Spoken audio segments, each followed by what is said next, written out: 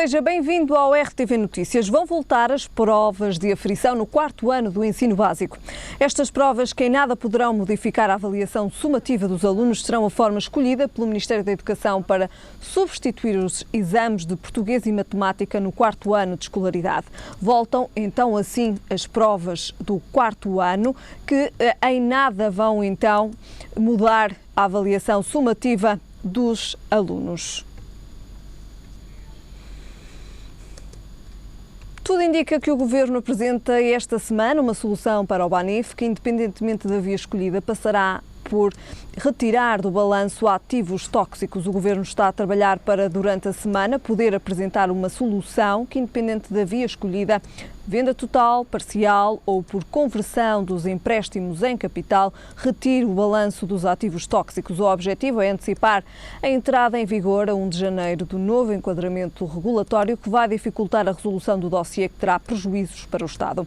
Nos últimos meses, Bruxelas tem vindo a insistir na devolução dos 125 milhões de euros ao Estado, mas o Banif continua sem condições de pagar.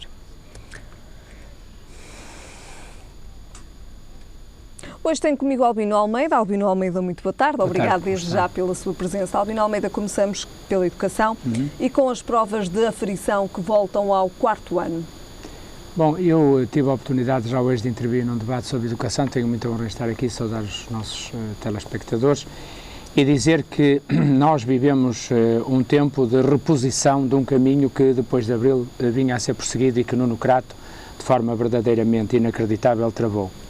Na verdade, ainda há um mês e pouco, nós vimos publicado um estudo da Fundação Francisco Manuel dos Santos, de uma entidade estrangeira, americana, aliás pedido pelo anterior Ministro, que vinha justamente suscitar esta questão da necessidade de haver mais provas de aferição durante o percurso seletivo dos alunos.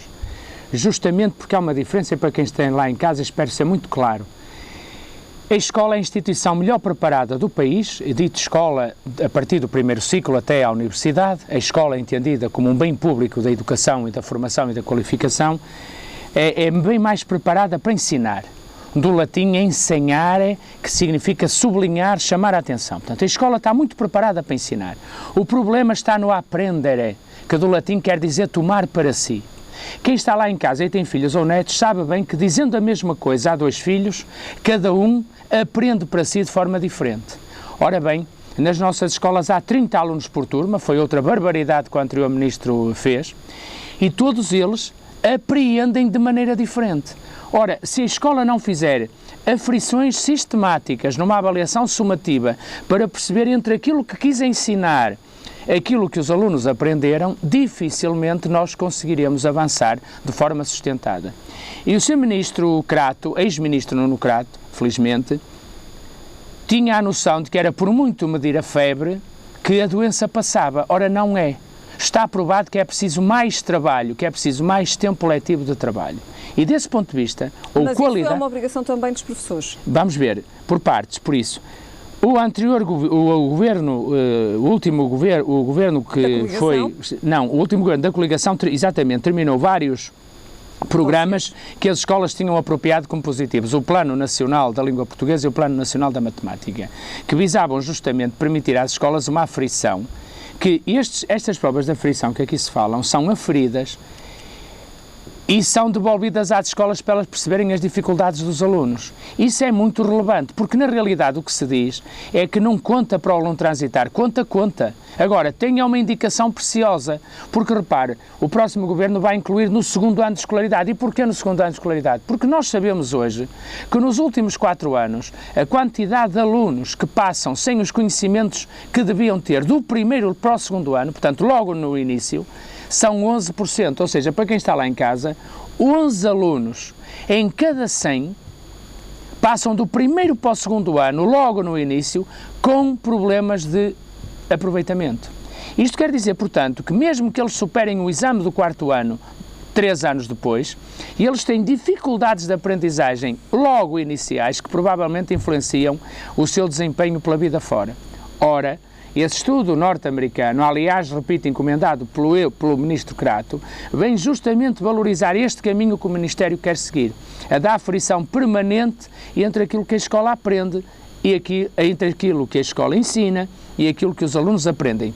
Por isso é que eu digo que é preciso um pacto social na educação para estabilizar os currículos, podendo haver em cada momento metas que são substituídas por outras, porque a sociedade vai avançando e os ministros vão tendo informações sobre aquilo que é mais importante que os alunos aprendam e, por isso, valorizar algumas metas em função de outras, mas manter os currículos estáveis e não mexer, como mexeu no Nucrato, em áreas tão sensíveis como o currículo da língua portuguesa e o currículo da matemática, que trazem a maior das confusões às escolas, trouxeram uma permanente necessidade de atualizar os manuais escolares, transformando os editores naquilo que eles não são, que eram alguns tipos de agiotas que estavam aqui, não são eles que fazem os programas, portanto, até por isso é necessário ter uma política integrada e eu espero, portanto, que esta medida anunciada pelo atual Governo faça parte, como aliás se alcança do programa de Governo, de uma estratégia de valorização do tempo na escola, do bem público educativo e, fundamentalmente, que nós ataquemos de frente o problema que aumentou nos últimos 4 anos do número de alunos que transita logo do primeiro para o segundo ano, sem retenção, está a ver? Não há retenção, mas os dados são objetivos, sem atingir os objetivos mínimos que deviam ter atingido em matéria de aprendizagem, porque as escolas ensinaram, mas se eles não aprenderam é preciso perceber porquê. Albino Almeida, aqui outra questão relativa com este exame do 4º ano. Muitas das vezes estamos a falar de alunos do 4º ano que Sim. têm entre 9 e 10 anos. Sim. E que muitas das vezes é a primeira vez que vão ter então um exame destes. Certo. E que também certamente afetará, digamos assim, o seu sistema nervoso e deixará também que fiquem um pouco apreensivos. Muitas das vezes, será que conseguem também eles, nestes exames, digamos assim, demonstrar tudo aquilo que sabem? Primeiro era preciso termos a certeza que os exames, de facto, são bem calibrados, é um nome que faz lembrar outro tipo de atividades, como os pneus, mas a verdade é que se chama calibrar um exame, significa justamente perceber, ter atrás dos exames um trabalho que estava a ser feito no GAB. Entretanto, o GAB também mudou de nome, passou a ser IA, porque o governo anterior tinha a mania de mudar tudo e, portanto, depois acabava a fazer a mesma coisa, mas gostava de dizer que mudou. Substancialmente pouco mudou. O GAB, em 2011, estava a fazer um trabalho de selecionar um banco de 1000 perguntas, justamente para se perceber, em continuidade, quais as perguntas que tinham maior índice de sucesso nas respostas dos alunos.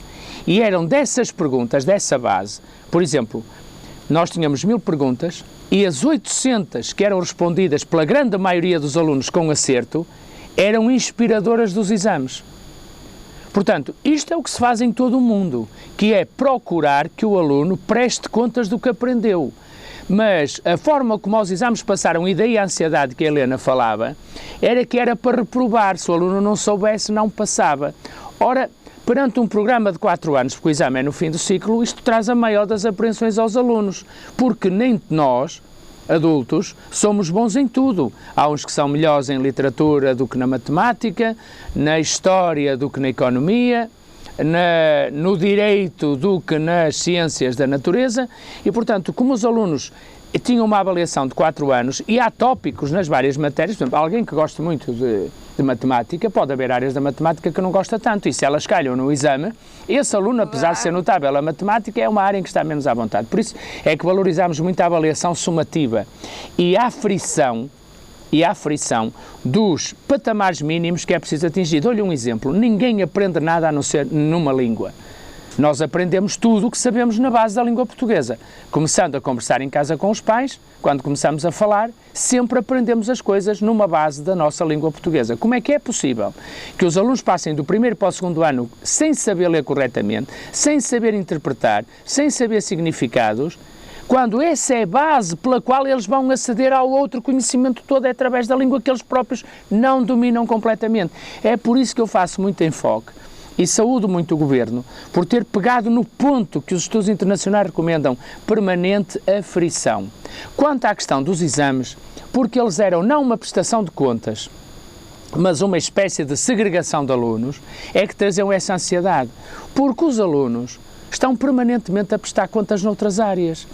Eu sei que os alunos que estão no desporto, no balé, na música, no teatro, na dança, no xadrez, miuditos que os pais colocam, habituaram-se a competir, habituaram-se a prestar provas, não é por aí. O problema era a forma como o governo anterior, que era liderado por um primeiro-ministro que acabou a licenciatura dele aos 37 anos. Ou seja, como aluno a gente percebe que ele foi de um elevado rigor. Mas tinha também um ministro adjunto que tinha relevado um curso com equivalências.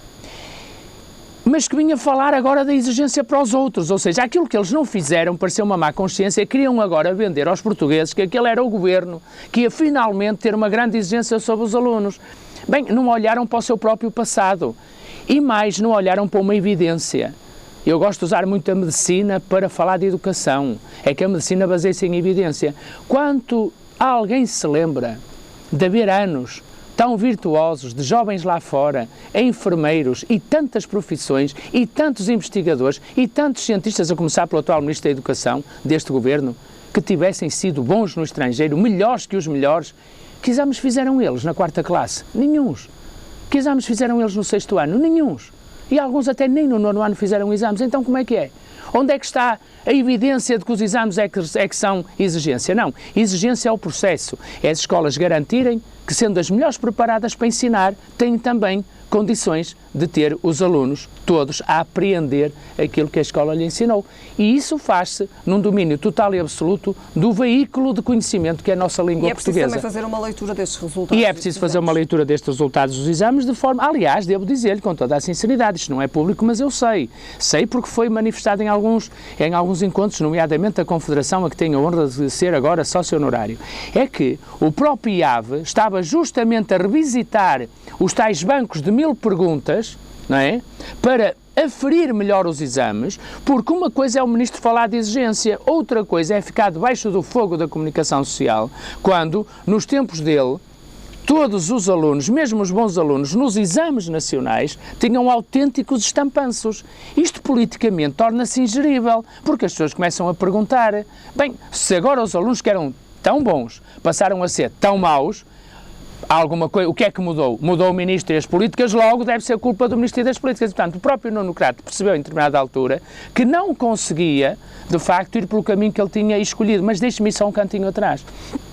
É que, quando nós valorizamos só a nota escrita, não estamos a valorizar as qualidades de cidadania.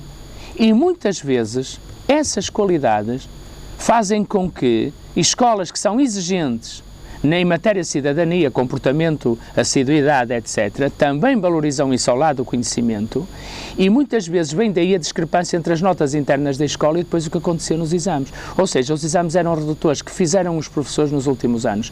Limitaram-se a dar as aulas pelos manuais, porque tinham lá as metas novas, e poder dizer, eu preparei-os para o exame, se eles reprovaram, não é culpa minha. Ou seja, os exames também são uma forma de desculpabilizar toda a escola e responsabilizar o único para o qual a escola foi feita, que são os alunos. E isso é, do ponto de vista de todos os estudos e de todas as evidências, um erro crato. Para não dizer crasso, porque crato era o Ministro. Mas nem tudo foi negativo no anterior Ministro? Não, eu já disse aqui, foi muito positivo que o Sr. Ministro exigisse para os professores do primeiro ciclo que tenham sido bons alunos a matemática para entrar nos cursos de professores do primeiro ciclo, porque era inconcebível há tantos anos que tínhamos um problema no ensino da matemática, ter professores que podiam entrar nas escolas superiores de educação sem matemática como uma das disciplinas de entrada. E eu diria que esse foi uma marca positiva do mandato dele, também quase a única. Se lhe juntarmos depois, que ele foi trabalhando, muito a pedido da CONFAP, no meu tempo e no atual, que era juntar às notas o índice socioeconómico das famílias, porque como já se percebeu, estar na escola com fome, ou de uma família cujo pai e a mãe estão desempregados, tem uma grande influência nas notas. Aliás, nós também podemos ir pela medicina.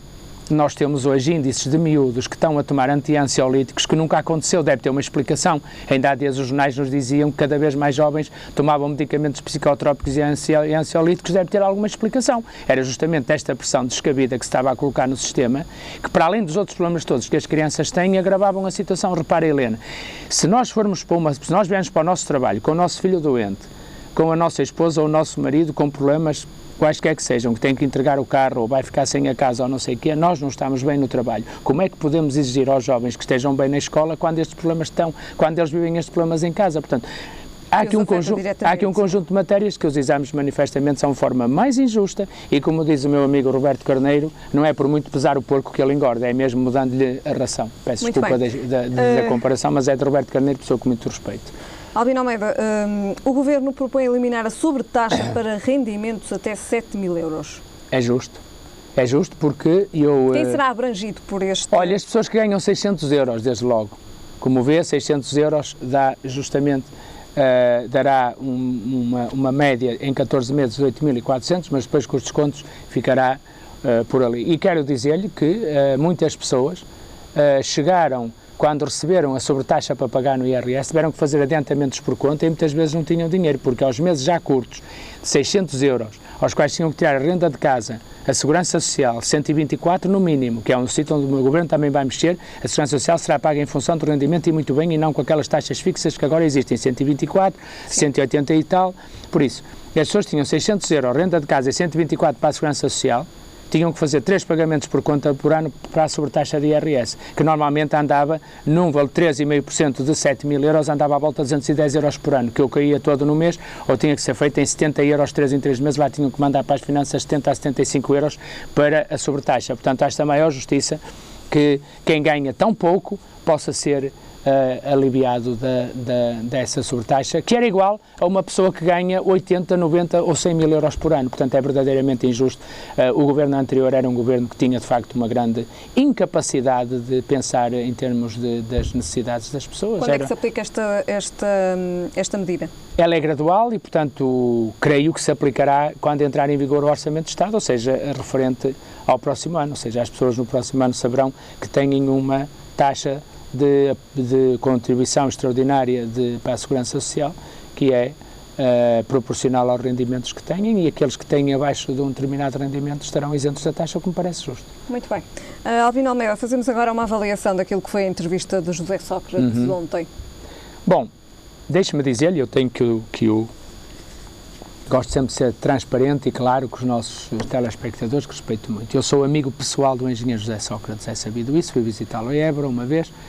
Felizmente não foi preciso, enfim, perante o número de pessoas que queriam visitá-lo, não quis impedir ninguém de ir e fui falando com quem tinha que falar sobre essa matéria e, portanto, percebi que era necessário que outras pessoas lá fossem. Não sou amigo de todos os dias, estou em Gaia, o engenheiro Sócrates, que é sabido, mora em Lisboa e por isso não nos vemos todos os dias, mas temos uma relação que é muito marcada pelas temáticas da educação, que ele geriu com muita determinação no governo de 2005 a 2009.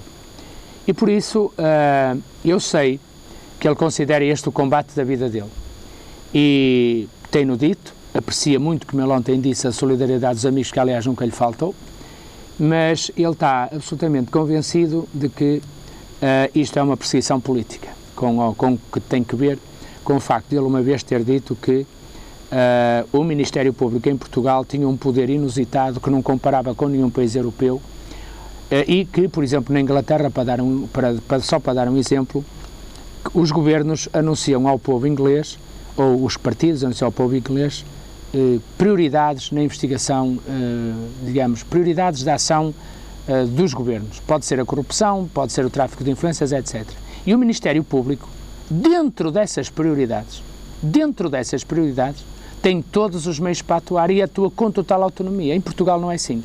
Em Portugal tem tanto peso um jornal que começa a levantar suspeitas sobre a Helena ou sobre mim, e o Ministério Público vai investigar em função das notícias, como tem um Tribunal de Contas que faz uma auditoria a uma Câmara, por exemplo, como aconteceu em Gaia, e diz, houve aqui problemas sérios. Isto tem o mesmo peso para o Ministério Público. Mais, muitas vezes este segundo não é tão investigado porque o Ministério Público está ocupado a investigar as minudências. Ora, este critério, em determinada altura, o engenheiro Sócrates, com aquela frontalidade que o torna amado ou odiado, veio dizer que era preciso partir a coluna ao Ministério Público. E isto foi fatal. E ele está absolutamente convencido que está a pagar por essa frase. E, portanto, que o Ministério Público quis mostrar-lhe que é uma entidade que pode cilindrar qualquer pessoa na sua honra, na sua dignidade, independentemente dos cargos que ocupou. Porque também o Ministério Público em Portugal não investiga pessoas que estão em funções. É uma coisa verdadeiramente extraordinária, porque aí seria, como já se percebeu há uns tempos atrás, há um tribunal que tem a obrigação de poder investigar quando há suspeitas sobre o exercício de poder ao Supremo Tribunal, que tem o direito de investigar um Primeiro-Ministro, um Presidente da República, se houver indícios fortes de que têm que estar atentos à forma como está a exercer o cargo, nomeadamente, por exemplo, as PPPs, outros negócios que nós consideramos que são pouco claros. Ora, acontece como se viu no STCP, como se viu na TAP, como se viu em muitos negócios do governo anterior, enquanto os governos estão em funções, parece que ninguém lhes pega. Depois sim, depois vão fazer os ajustes de contas. E o engenheiro Sócrates está convencido que, apesar e reconhecendo, não de uma forma pública, mas em privado, ele reconhece que, enquanto Primeiro-Ministro, não tinha a noção daquilo que verdadeiramente agora sentiu do outro lado. E, portanto, a intervenção dele tem sido feita no sentido de chamar a atenção para a necessidade dos políticos não se aliarem do verdadeiro monstro que criaram em matéria legislativa, que agora permite ao Ministério Público fazer um ajuste de contas com os políticos que, afinal de contas, foram os que lhes deram os instrumentos para eles poderem agir assim. Veja a contradição que está aqui. É neste dilema existencial que o engenheiro Sócrates quer provar aquilo que ele considera que é uma perseguição. E, desse ponto de vista, eu acho que os argumentos dele são muito sólidos. E eu espero, portanto, que esta seja mais um capítulo de uma história para a qual ele está preparado, que vai durar muito tempo. Porque... O que é que pretende agora José Sócrates? Bem, eu acho que ele pretende fundamentalmente repor o bom nome e a imagem dele. Ele considera que foi vilipendiado, que todo o tipo de investigação permanentemente drenada cirurgicamente para um jornal da nossa praça, que aliás já admitiu que foi com base nesse jornal que começou a investigação, com base na investigação desse jornal que depois o Ministério Público fez a investigação seguinte, é o direito à imagem e ao bom nome que ele considera que foi vilipendiado. Acho que do ponto de vista político, tenho a certeza, pelo converso com ele não alimenta nenhum sonho especial. Ele está muito preparado para este combate, está preparado para sobreviver ao combate, que sabe que não vai ser fácil, que vai ser, estando libertado, não há praticamente prazos verdadeiramente a contar, e também porque, a luta dele fundamentalmente vai no sentido de que seja possível um dia destes, em termos políticos, revisitarmos todo o nosso edifício relacionado com a Justiça, com o Ministério Público, com a prisão preventiva, tudo isso. Naturalmente que cria aqui uma dificuldade adicional, é que enquanto ele estiver, enquanto o caso dele não estiver resolvido, também de alguma forma é a apólice de seguro para este Ministério Público, porque enquanto não resolver, também ninguém mexe na legislação, porque senão vai parecer que foi feito a pedido. Temos aí outros casos a ser julgados, Miguel Macedo e outros, mas a verdade é que o Ministério Público primeiro dá cabo do nome das pessoas e depois liberta-os tranquilamente, como aconteceu com Ricardo Salgado, como aconteceu com o Oliveira e Costa, como aconteceu com tantos outros, que na prática têm o seu nome completamente desgraçado, mesmo sem qualquer condenação, mas, em boa verdade, não se descura, não se percebe se há alguma acusação fundamentada, ou pior do que isso, se vai haver algum tipo de acusação, nem que seja para morrer na praia, no tribunal, porque quem fizer a acusação vai tentar passar a imagem de que havia razões para acusar, mas depois o tribunal não esteve de acordo. E eu penso que é... já tem conhecimento de todo o processo, Albino Almeida? Eu não tenho conhecimento de todo. Há uma parte do processo que se mantém em segredo. E que é por aí justamente para manter este clima de terror. Que é dizer, não penses que isto acabou, não penses que te defendes de tudo, porque nós temos aqui uma partezinha que ainda te pode causar surpresas. Eu acho que os advogados de defesa e todas as pessoas que conhecem minimamente o processo ou contactam com José Sócrates sabem que ele tem a consciência de que essa parte não conhecida do processo é aquela que serve para o Ministério Público se manter ativo e, simultaneamente, criar-lhe algumas limitações, desde logo de defesa, porque fica no ar a ideia de que, espera aí, se calhar desta safa-se, mas nós temos agora aqui, agora sim é que vai ser a tal coisinha por onde te vamos pegar. Eu recordo que Al Capone foi, talvez, mal comparado, porque Al Capone era conhecido por outra atividade que não a política, mas foi um fugido à justiça, sempre se defendeu e conseguiu com sucesso a justiça até o dia que acendeu um cigarro e não tinha licença de isqueiro, e portanto eu sou tentado a pensar que um dia pode acontecer com o engenheiro José Sócrates, não direi por um isqueiro, porque agora não é preciso licença para o isqueiro, mas por uma coisa qualquer, que o Ministério Público vai tentar salvar a face. Não houve explicações ainda até hoje porque é que isto é assim, porque é que passam os prazos todos sem se cumprir minimamente a lei.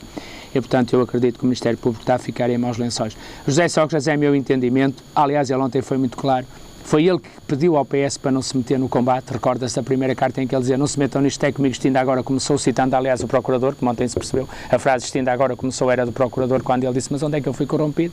A verdade é que ao fim de meio ano ele entendeu e disse aos amigos que era estranho que o Partido Socialista não dissesse: é hora de apresentar provas. Os senhores têm ou não têm provas, estão ou não têm... Era preciso que alguém... também José Sócrates, que foi, digamos assim, não abandonado, mas que foi um pouco também posto de parte pelo PS, também um pouco em função das eleições que se aproximavam. Eu acho que esse é um...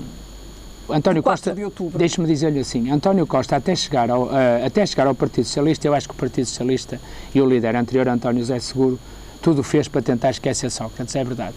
António Costa limitou-se a ser igual a ele próprio, independentemente do que ele possa pensar, e eu, que contacto com ele com alguma assiduidade, não lhe conheço nada de profundo, nada que seja revelado a privados, para além daquilo que ele coloca em público. António Costa tem a profunda convicção que a justiça só poderá ser mexida não havendo grandes casos mediáticos na agenda, para evitar passar a ideia de que se está a mexer na justiça a pedido. Sim, mas a questão não seria mexer na justiça, seria mesmo agora, ter uma, eu penso que aí não houve verdadeiramente uma ruptura, quer dizer, entre uma linha de tentar esquecer o PS e os governos do PS, de José Sócrates, António José Seguro, e o pragmatismo de um ex-ministro da Justiça, como foi António Costa, de facto, em bom rigor, para quem está como está José Sócrates, a imagem que passa é de nós gostaríamos de poder dispensar.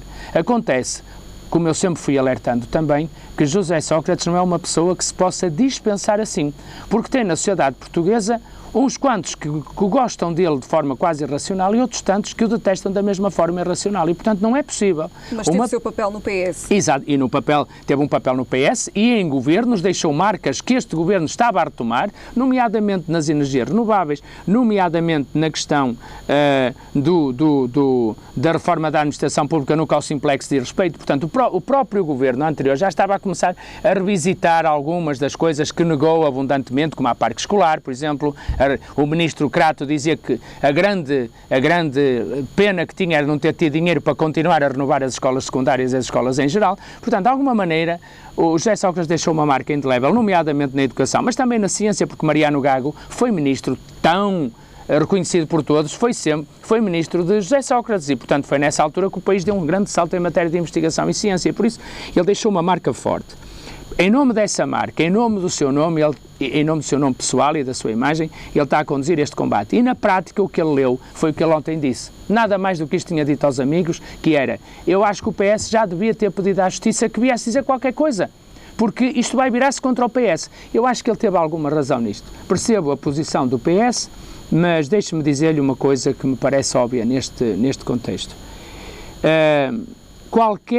Qualquer coisa que José Sócrates diga tenderá a ser medido com maior ou menor apetência para intervir na vida pública de forma ativa. E também na política. E também pois, mas eu acho que na vida pública eu estou de acordo. Acho que é isso mesmo que ele faz, e faz melhor que muitos que gostariam de fazer metade, de ter a capacidade de comunicação que ele tem.